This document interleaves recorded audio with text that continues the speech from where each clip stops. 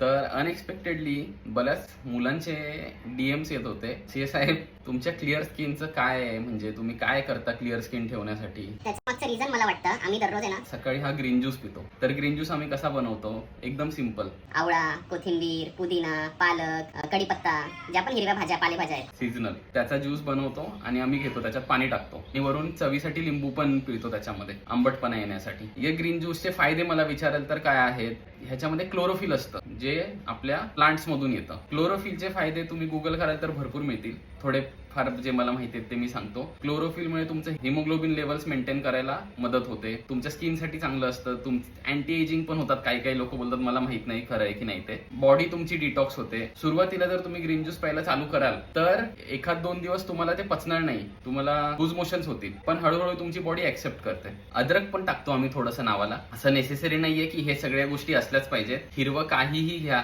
त्याच्यामध्ये क्लोरोफिल असतं. तुम्ही नुसता कढीपत्ता, कोथिंबीर आणि पुदिन्याचा जरी करून पिला तरी चालणार आहे. बऱ्याच जणांना वाटेल की अरे ते कच्च्या भाज्या आहेत, त्याच्यावरती किती किटाणू असणार, असं तसं. अर्धा तास आधी आम्ही ते भिजत ठेवतो पाण्यामध्ये, त्याच्यामध्ये बायोएन्झाईमची 1 ते 2 बुचणं टाकतो, त्याच्यामुळे ते क्लीन होतं. ठीक आहे, सो टेन्शन नका घेऊ, तुम्ही पण बायोएन्झाईम बनवा आणि ग्रीन ज्यूस प्या.